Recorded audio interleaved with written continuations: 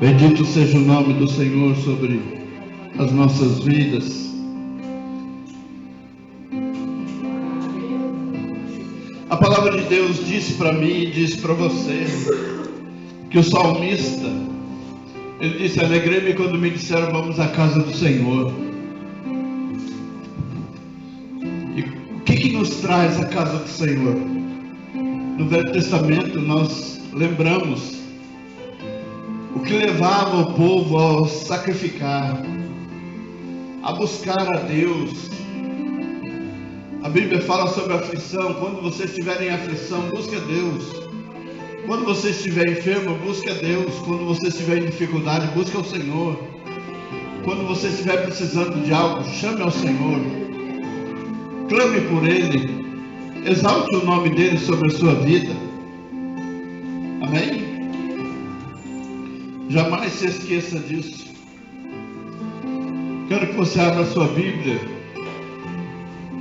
no livro de Lucas, capítulo 24, a partir do verso 13.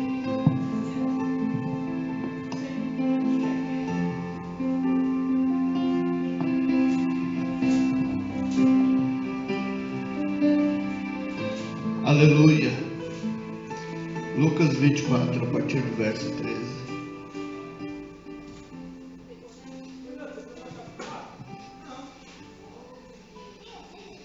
Amém? Quem encontrou, diga amém. Quem não encontrou, diga misericórdia.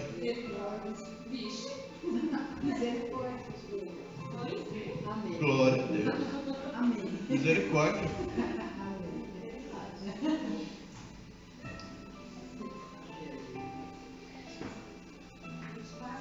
É 24. Vamos ler do verso 16 até o verso 21, embora a gente possa meditar do 13 em diante. Amém? Aleluia. Glória a Deus. Bendito seja o nome do Senhor. Hoje à noite eu vou estar ministrando na Igreja Presbiteriana Renovada, ali é onde foi o velório da Dona Adriana, do Miguel, do Wellington. Vou estar ministrando hoje lá. Nos convidaram. Nos convidaram meio forçado, né? Né, pastor? O pastor me jogou dentro dessa fogueira aí, mas é a fogueira santa. Amém? Então nós vamos estar lá ministrando à noite. Desde 2021, acho que não participo de um culto no domingo à noite. Desde quando a gente começou os trabalhos aqui pela manhã, eu não fui em nenhum culto à noite mais, no domingo. E acho bom. Mas hoje o Senhor falou: agora você abre aí uma exceção, vai lá fazer a minha vontade. Então vamos lá. Amém? Quem puder, quem quiser estar nos acompanhando, ir até lá, é pertinho. Logo aí a irmã Vilma conhece. Acho que a Bruna sabe onde fica também. Nós estamos aqui, muita gente, não dá para alugar uma perua, né, nem um ônibus para levar, mas pela fé. Quem quiser ir, viu? Vocês estão todos convidados. Estão todos convidados. Tem profissional. Que os anjos do Senhor nos acompanhem. Amém? Amém?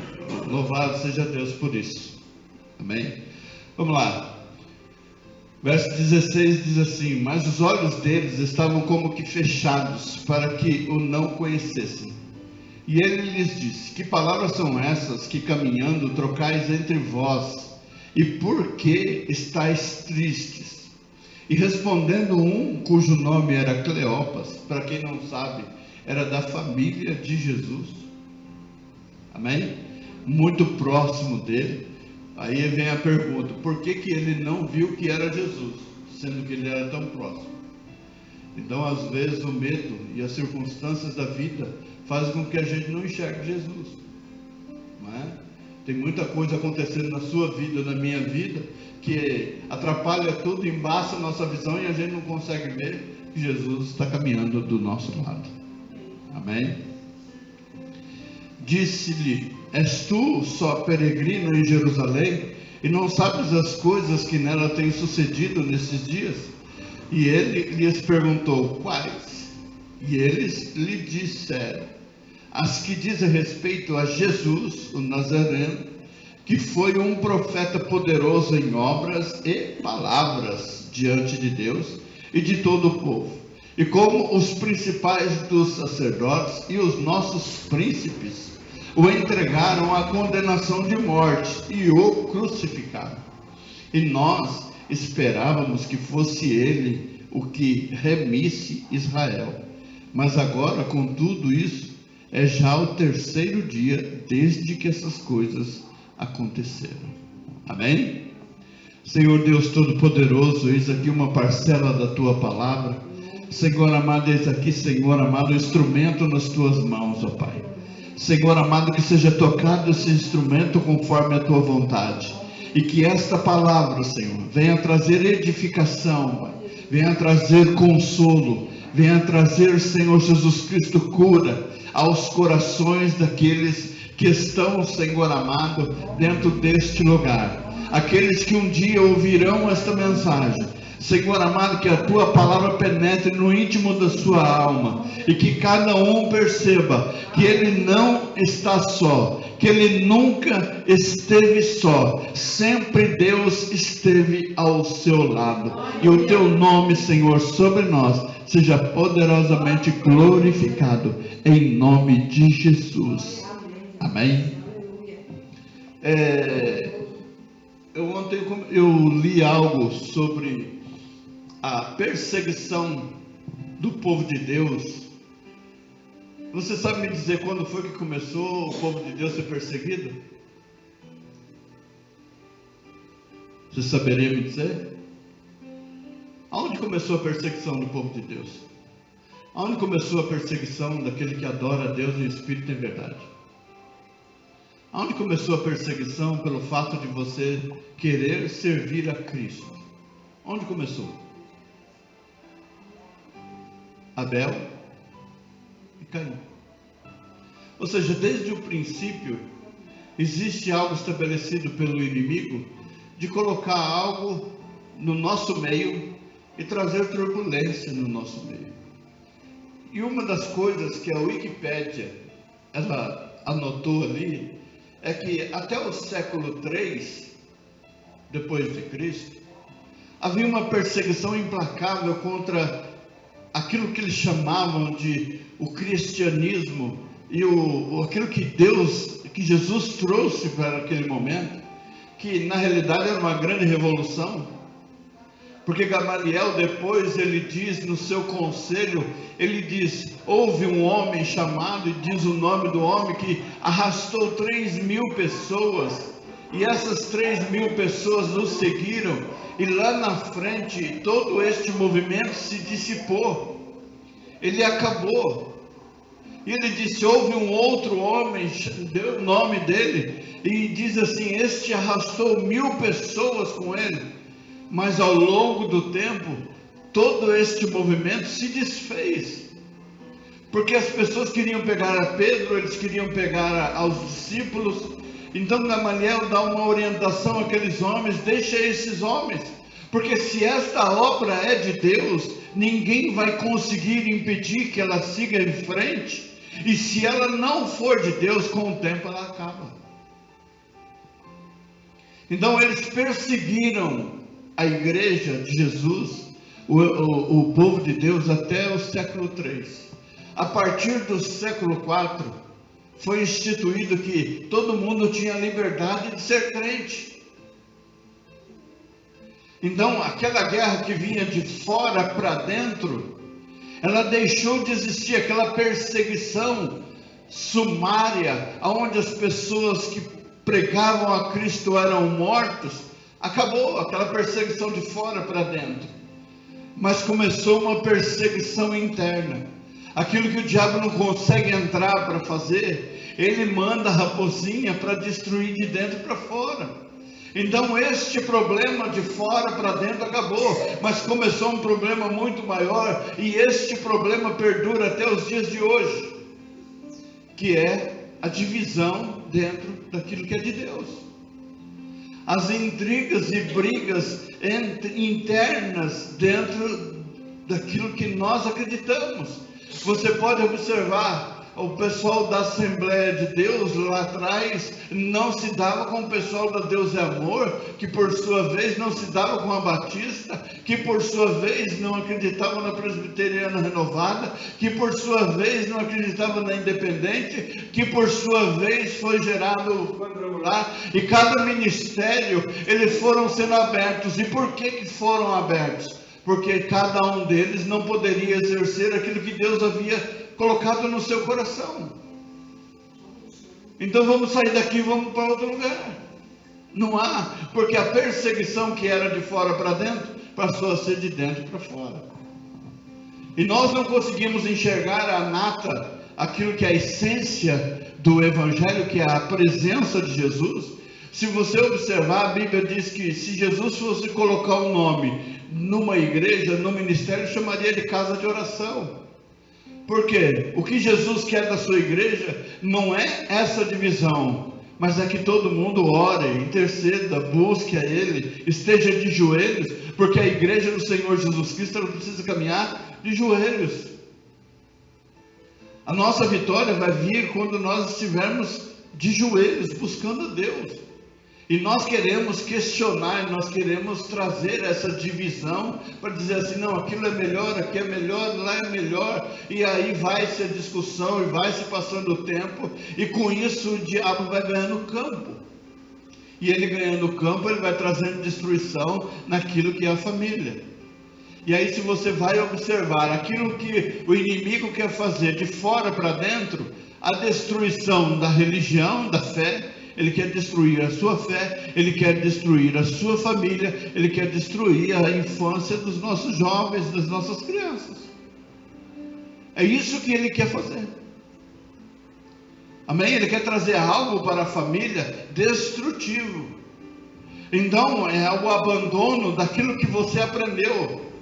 Então o Senhor Jesus Cristo, caminhando com os seus discípulos, ele ensinava, ele disse, eu vou para o meu Pai. Ele não deixou os seus discípulos sem um aviso, ele não deixou os seus discípulos sem dizer para eles, olha, eu vou, mas eu volto. Ele não deixou os seus discípulos sem dizer para eles assim, aonde vocês estiverem, eu estarei convosco. Ele foi avisando o tempo todo. Então tem coisas que a gente vive, a gente está ouvindo Deus falar, mas às vezes nós estamos dando atenção devida àquilo que Deus está falando aos nossos corações. Aos seus discípulos, a esses dois especificamente, a palavra de Deus diz que eles abandonaram o seu ministério. Eles abandonaram o seu chamado. Quantos que você ouve hoje que abandonaram o seu chamado porque, eu ouvi dizer que seria aqui.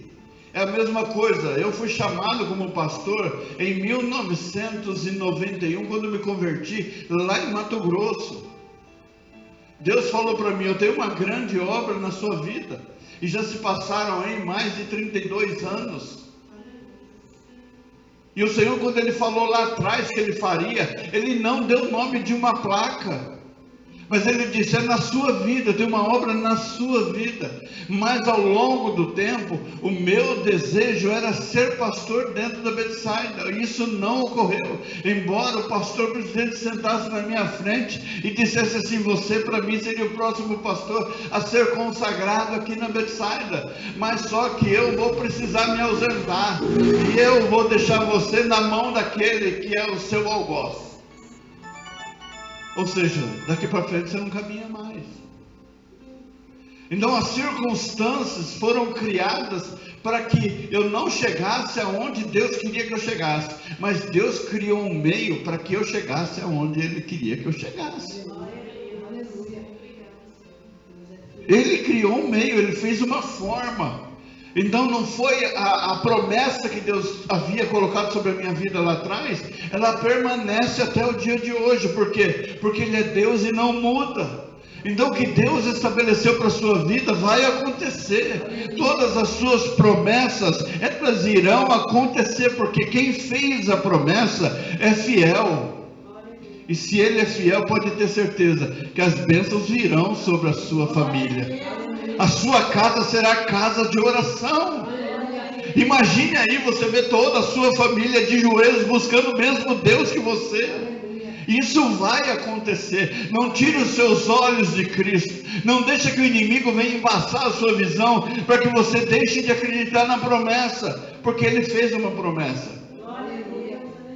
Amém? O grande problema é nós que abandonamos e deixamos de acreditar naquilo que Deus prometeu, porque o que Ele prometeu, Ele é fiel para cumprir. No verso 13 diz assim: eis que no mesmo dia iam 2 deles para uma aldeia que distava de Jerusalém 60 estádios, cujo nome era Emaús. E o que significa Emaús? Do grego, do hebraico, significa vila dos desprezados. Você conhece o coitadinho? É a vila dos coitadinhos. Então você sabe que existe um lugar onde só vai os coitados. É diferente da cidade de refúgio, porque a cidade de refúgio era um refúgio para quem estava correndo e condenado à morte. Aquele que praticou um crime, ou aquele que deixou de praticar um crime e foi condenado por algo que não fez, ele poderia correr até essa cidade de refúgio e lá ele ia se esconder para que não fosse morto injustamente. Cidade de refúgio é uma coisa, Emaús é outra. Então, cidade de refúgio é você se refugiar naquele que tem força para te ajudar. E Emaús significa você fugindo de um propósito que Deus estabeleceu para a sua vida. Você fugindo de uma promessa. Então vamos para lá, porque para lá é o local onde vai todos os coitados. Se você observar o desenho das muralhas de Jerusalém hoje, a história diz que ali era um vale, por onde o Senhor Jesus Cristo entrou, na semana que ele entra dentro de Jerusalém, e ele é ovacionado, Hosana, ora vem o Rei dos Reis, quando ele é ovacionado, quando as pessoas jogam palmeiras no chão, onde elas recebem ele como rei, quando aquele local, aquele vale, anteriormente era um local onde as pessoas iam tristes. Durante muitos anos aquele local serviu de lixão, serviu de local de descarte de defuntos, e local onde as pessoas se sentavam na beirada para se suicidar, onde as pessoas olhavam assim e diziam: a minha vida não serve para mais nada, então eu vou tirar a minha vida e vai acabar a minha história. Então eles iam ali e se matavam. Era esse o lugar. E Jesus, ele passou por ali e trouxe uma novidade para aquele lugar. Você pode observar que depois que ele entrou, foi fechada a porta dourada. Essa porta dourada, depois do outro lado, foi feito um cemitério. Por que é um cemitério? Porque aquilo ali era um lugar de morte. Então muitas pessoas iam para lá porque era o local de morrer. Emaús era local de tristeza, de angústia, de lamento. Então você imagina você ir para lá lamentar uma esperança. Eu tinha uma esperança de que fosse Ele que iria resolver os nossos problemas. Eu tinha essa esperança. Então, porque isso não aconteceu, eu vou embora. Quantas vezes nós não paramos para pensar nisso? Se isso não aconteceu até agora, eu vou embora. Ora, olha como nós estamos, eu vou embora. Não vamos deixar tudo, não foi isso que Jesus falou. Ele falou assim: eu tenho um plano, eu tenho uma promessa estabelecida, mas como houve perseguições lá atrás, as perseguições elas continuarão acontecendo. Sadraque, Mesaque e Abednego, ele foi lançado dentro de uma fornalha, e para que fosse bem tostado mesmo, eles aqueceram 7 vezes mais, e o rei mandou já lançar aqueles 3 homens lá dentro. A Bíblia diz assim que os homens que conduziam eles morreram queimados antes de ele chegar, e eles foram naturalmente caminhando para a fornalha. E se eles foram caminhando para a fornalha, eles tinham uma confiança tremenda em Deus. Ele poderia dizer dentro do seu coração: quem fez a promessa é fiel. Quem fez a promessa é fiel. Ele disse que estaria comigo em todo o tempo, e eu creio que Ele estará comigo nessa fornalha. E eles acreditaram nisso, e eles foram até o centro da fornalha. E a Bíblia diz que o rei, observando aquela fornalha, ele disse: quantos homens nós lançamos dentro dessa fornalha? Os homens diziam 3, mas ele se levantando, ele diz: mas eu vejo 4. E o quarto homem é semelhante ao Filho de Deus.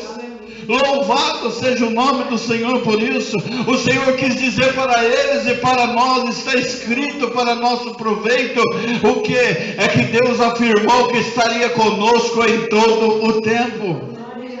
Ele está contigo o tempo todo, para te abençoar, para te conduzir, para te fazer prosperar, em o nome de Jesus. Então não desista, porque alguém disse que você não serve. A minha maior preocupação é ouvir isso de Deus. Se Deus não falou nada, esquece o resto, porque o que importa é o que Ele falou.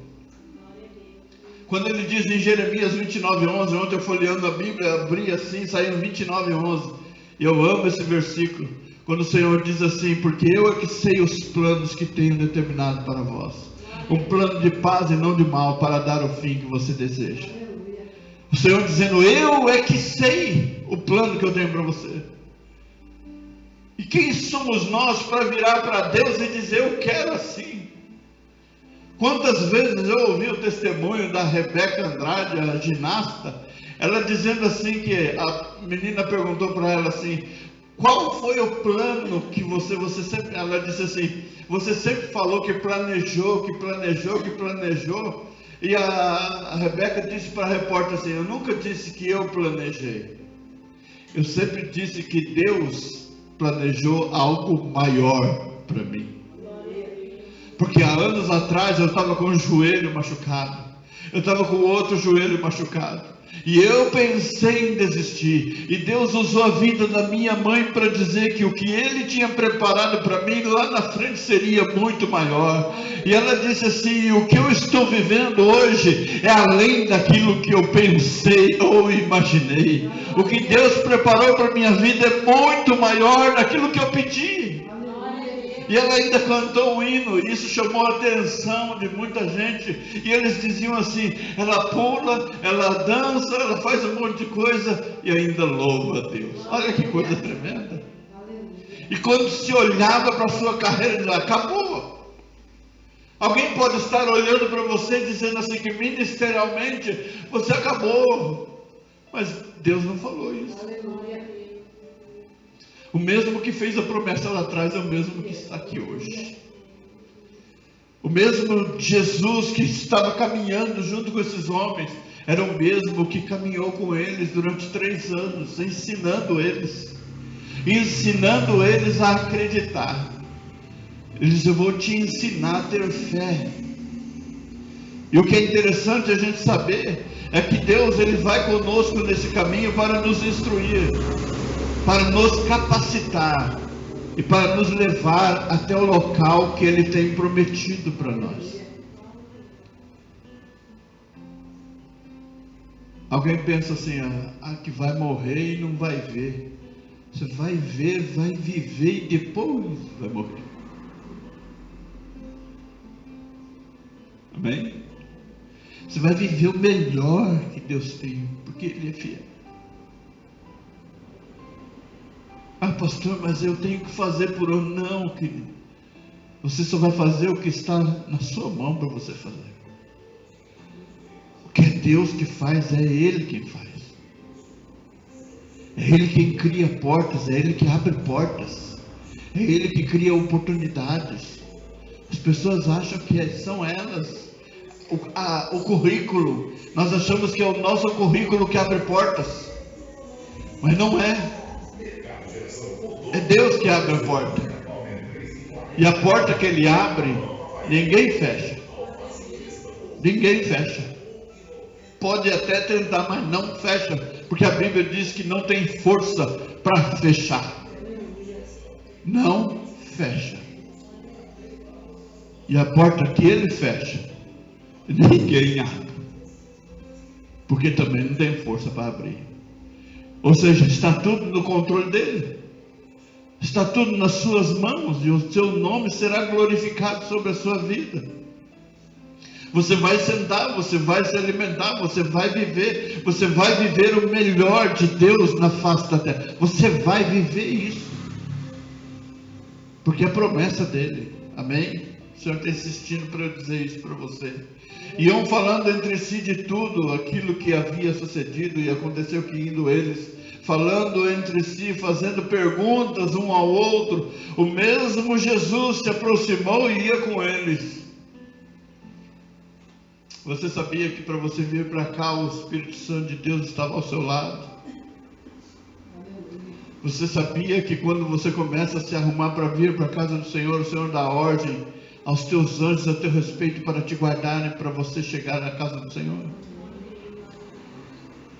Assim como embaixadores, quando saem das embaixadas dos países, quando eles saem para ir para o aeroporto, vai batedores na frente e atrás, guardando aquela personalidade, aquela autoridade.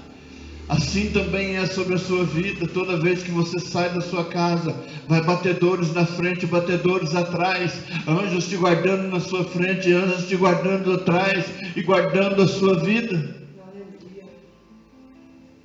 Mas às vezes nós não conseguimos enxergar isso. Então coloque isso dentro do seu coração nessa manhã. Deus está ao meu lado, Deus está me guardando, Deus está guardando os meus, a minha família está guardada debaixo da potente mão de Deus.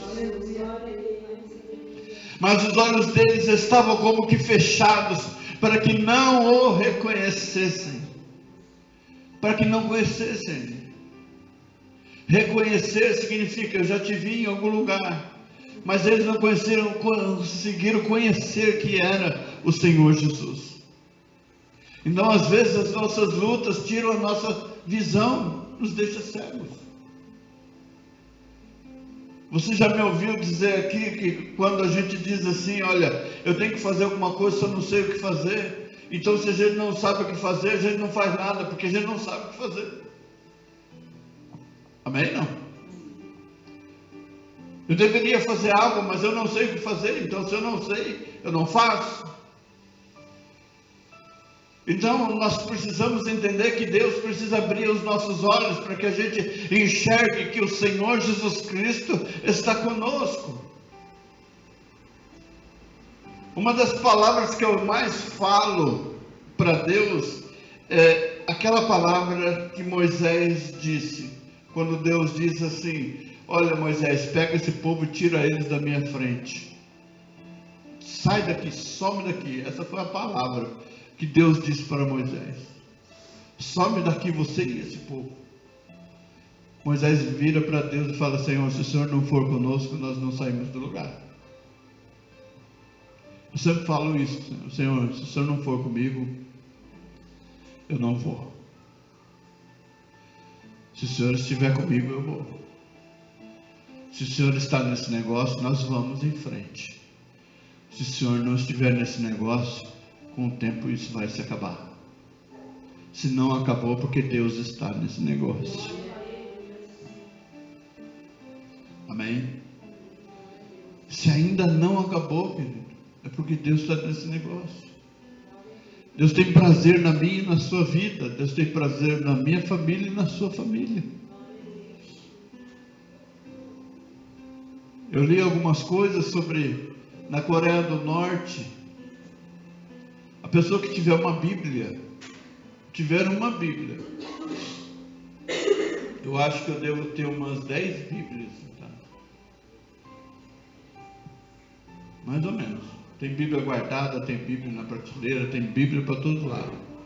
Na Coreia do Norte, com uma só Bíblia, ia eu e a minha família presa. A Ana ia presa. Na sua casa, Bruna, até ele, o Jorge, ia preso.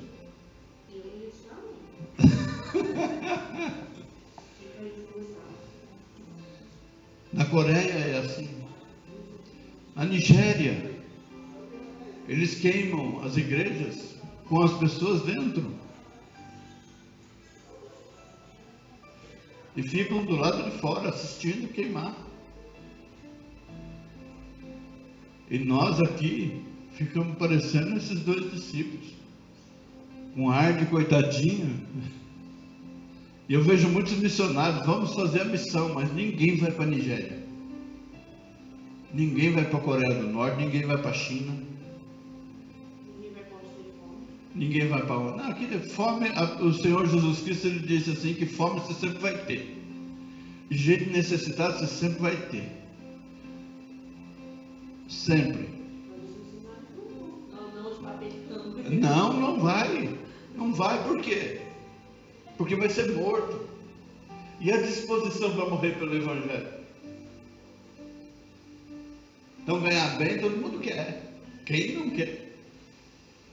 Mas e pagar o preço? Quem quer pagar o preço? Então dá nisso, vamos correr, porque vamos tirar os olhos de Jesus, porque a coisa aqui vai pegar. E pegou. Só que depois eles retornaram para contar o que foi que eles viveram. Então seria mais ou menos isso, você pode até tentar sair e fugir, mas se você tem um chamado, você vai ter um encontro com Cristo e você vai ser obrigado a voltar e dar o seu testemunho. Mesmo que você não queira. Mesmo que você estava fugindo, você vai ter que voltar e ficar no meio de todo mundo. Amém? Deus vai abrir os seus olhos assim, vai dar um tchan em você e você vai ver, olha, Ele está contigo. Então, se Maria foi no túmulo para ver que Jesus já não estava lá, os dois discípulos encontraram com ele no caminho, indo para o lugar da tristeza. E depois eles tiveram que voltar, porque os discípulos não estavam acreditando no que as mulheres falavam. Então tinha que vir outros para dar testemunho. Eu quero confirmar que verdadeiramente ele não dá mais lá não. Por que não? Porque a gente estava no sentido contrário e ele estava caminhando junto com a gente. E a gente percebeu isso no partir do pão. Quando eu convidei ele para a gente ser íntimo. Amém? Que a gente convide o Senhor para fazer parte da nossa história, da nossa casa. Assente-se na nossa mesa, Senhor. Caminha dentro do meu lar, Pai. O Senhor tem a liberdade. Aqui está toda a minha família, Senhor, fica à vontade, a casa é sua. E quando o Senhor Jesus Cristo entra dentro da nossa casa, Ele começa a moldar os nossos caráteres. E você sabe o que significa isso?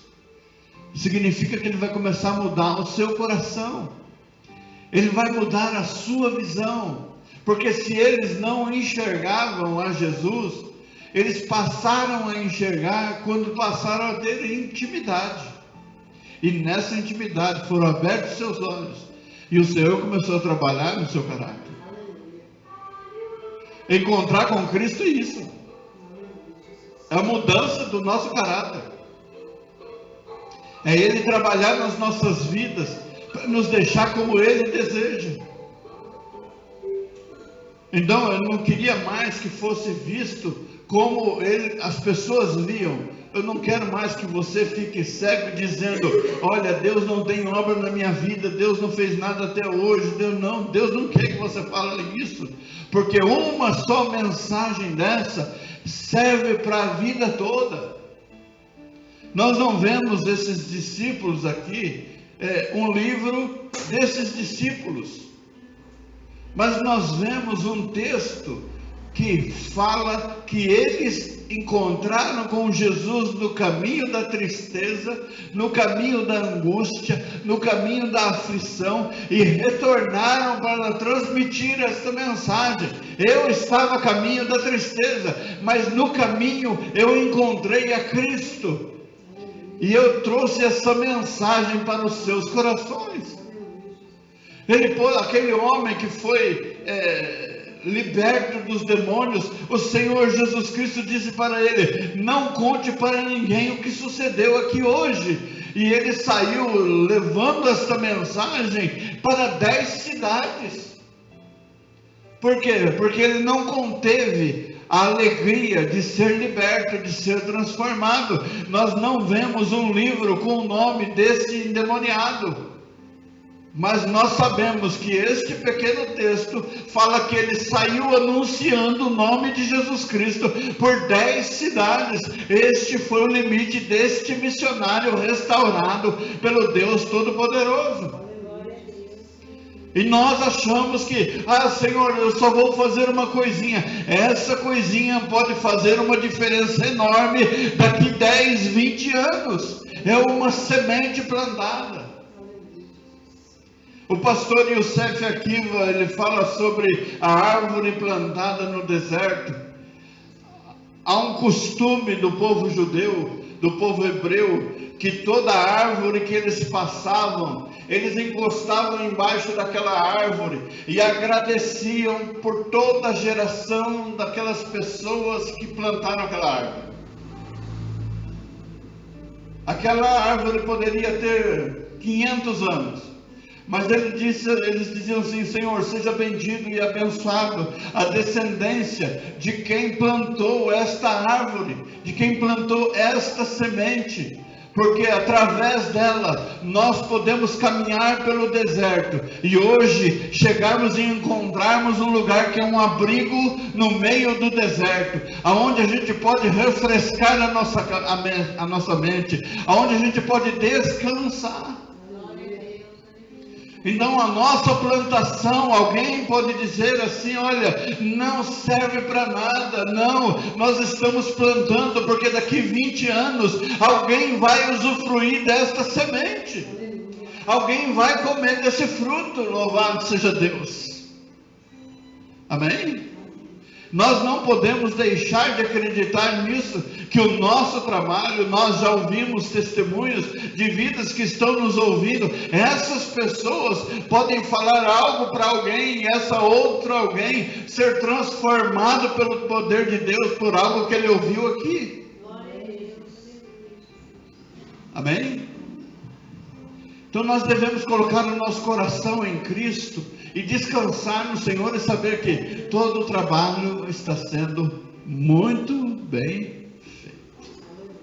Amém?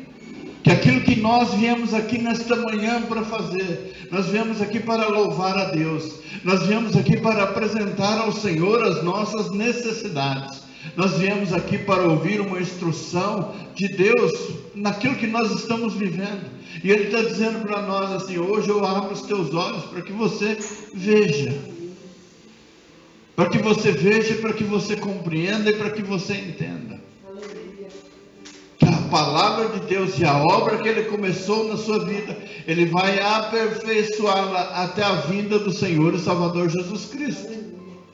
Amém? Então creia nisso. Deus está aperfeiçoando a sua vida. Você está sendo aperfeiçoado. Amém? Você está sendo aperfeiçoado. Senhor, mas e as lutas? Você está sendo aperfeiçoado. Quantas coisas que você não aceita, você está sendo aperfeiçoado para aprender a aceitar.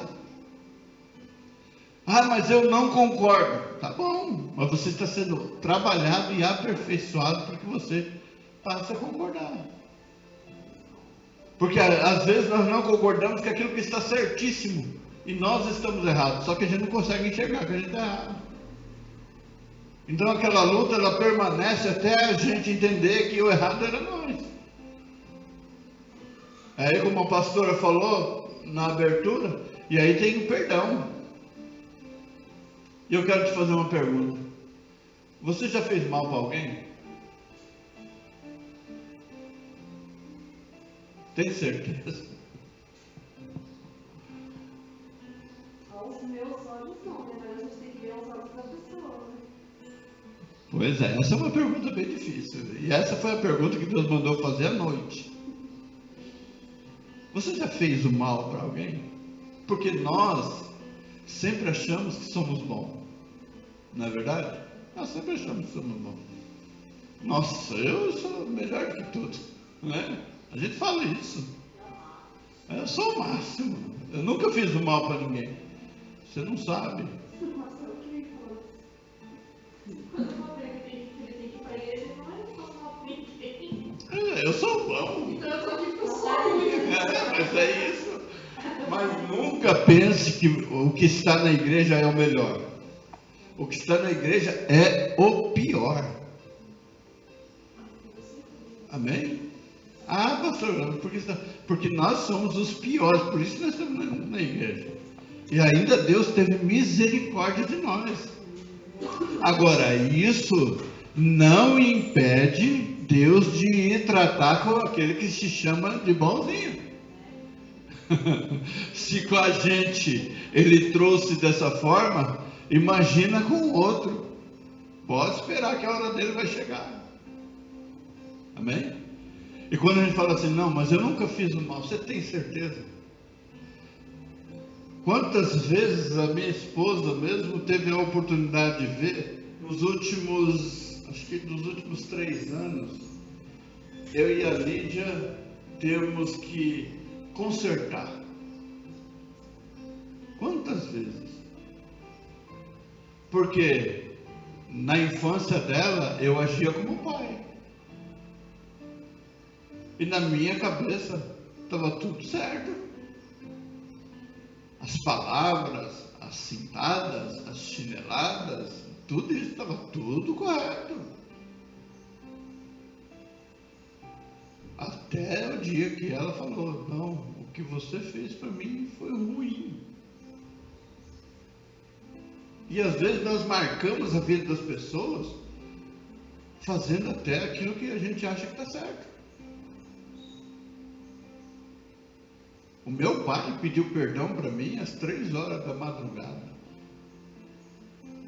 Eu pedi perdão para minha filha às 2 horas da tarde. Olho no olho.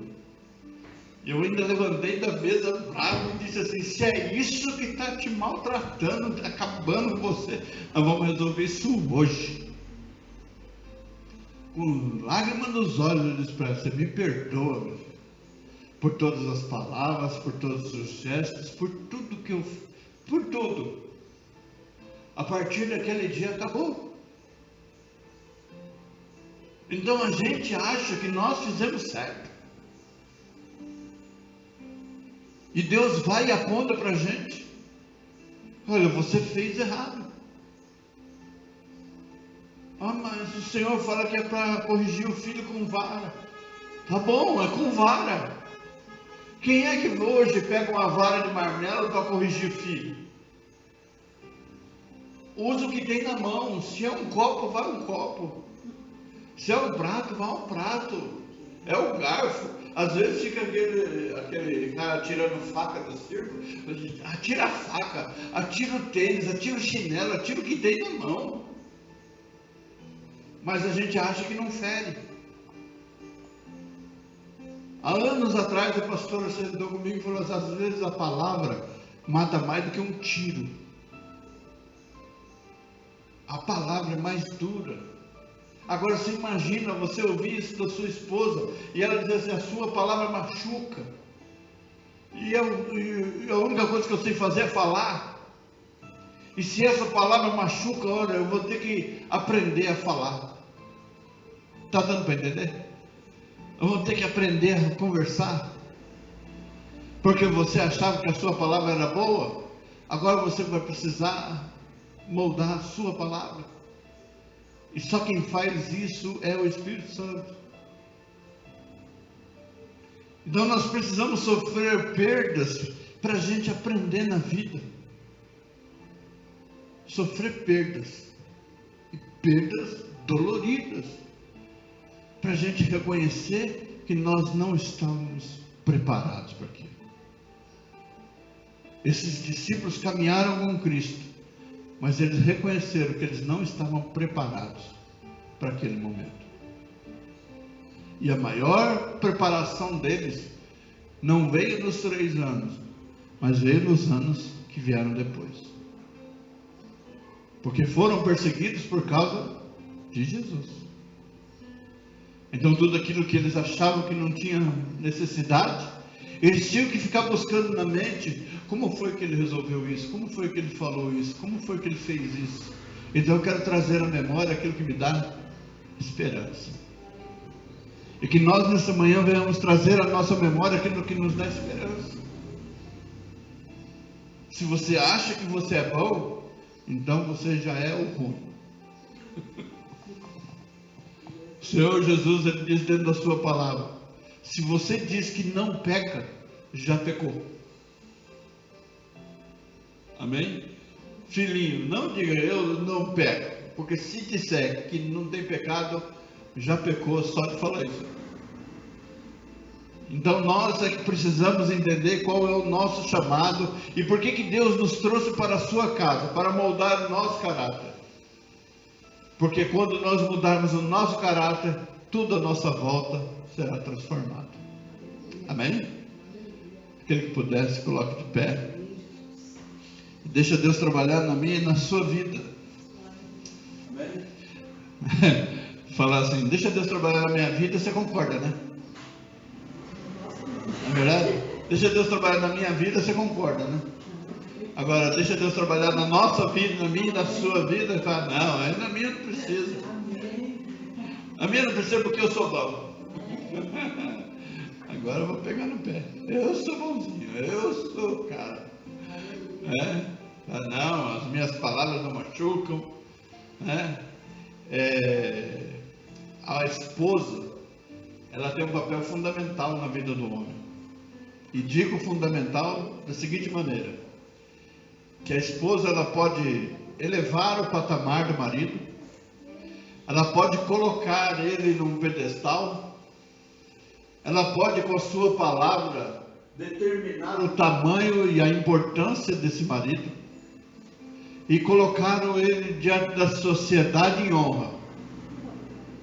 E essa mesma pessoa e essa mesma boca tem a capacidade de tirar o homem do pedestal e jogar ele no chão. Amém? Conseguiram entender isso? A palavra da mulher, ela levanta o homem e ela derruba o homem. E se muitas vezes o homem está só por baixo, é porque esse é o desejo da mulher, que ele fique por baixo. Porque se ela quiser, ela coloca ele por cima, com a sua palavra. Amém? E que seja assim em nome de Jesus. Nós não podemos ser os melhores, ou nós não somos os melhores, mas estamos trabalhando, Deus está trabalhando para deixar nós do jeito que Ele quer. Amém? Ou melhor, Ele está trabalhando na minha vida para deixar eu melhor, para eu ficar do jeito que ela quer. Porque Jeremias 29:11 serve para os dois lados. É o desejo do seu coração. Então o desejo do seu coração, ele vai trabalhar aqui. E o desejo do meu coração, ele vai trabalhar ali. Amém? Em nome de Jesus. Senhor Deus Todo-Poderoso, nós te louvamos por esta manhã diante de ti, pela tua palavra, Senhor amado, que é rica aos nossos corações. Te louvamos, Senhor amado, por cada vida que pode estar aqui nesta manhã, Pai. Senhor amado, pelas vidas que não puderam estar.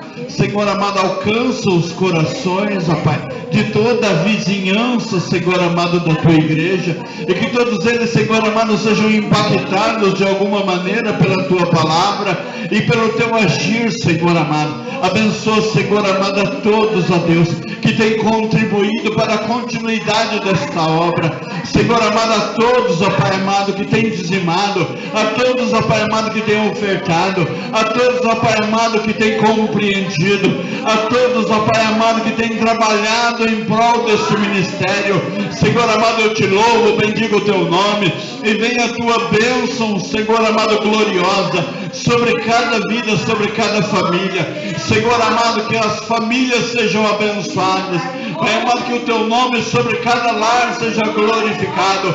Põe por terra o valente, põe por terra o inimigo da família, põe por terra, Senhor amado, a investida de Satanás. Pai amado, traz a cura, traz a libertação. Vai ao encontro do coração da minha mãe, ó Pai, nesta manhã. Abençoa, Senhor amado, a tua serva. Põe ela de pé para a glória e o louvor do teu nome, Pai. Não permita a opressão, não permita o cativeiro, não permita, ainda, Senhor amado, a enfermidade, mas antes que a tua serva se levante e glorifique e exalte o teu santo e glorioso nome, Pai. Ó Deus Todo-Poderoso, nós rogamos a Ti nesta manhã, Pai, guarda a nossa ida até dentro do nosso lar, e quando lá chegarmos, ó Pai amado, sejamos abençoados, tenhamos uma tarde abençoada.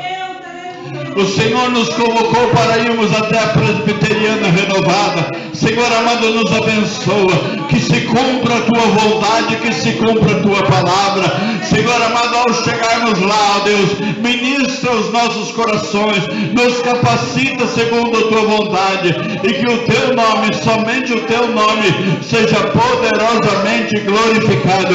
É o que eu te peço e te agradeço, em nome do teu Filho amado, Jesus Cristo. E que a graça de nosso Senhor e Salvador Jesus Cristo, o amor de Deus, o nosso Pai, a comunhão e a consolação no Santo Espírito de Deus, esteja com a igreja vitoriosa de Jesus Cristo aqui reunida. E todos os irmãos digam amém. Está encerrado em nome de Jesus. Cumprimento seu irmão com a paz do Senhor. Por gentileza,